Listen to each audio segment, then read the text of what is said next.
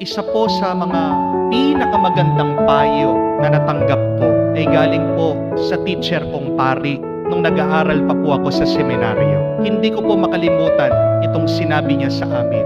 At ito din po yung gusto kong tandaan niyo. Correct in private, praise in public. Ulitin niyo po yun. I-memorize niyo po yun.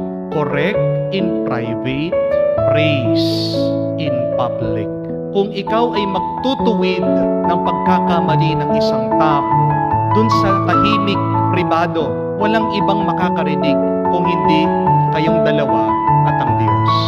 Pero, kung meron naman ginawang mabuti ang isang tao, iparinig mo ito sa maraming tao.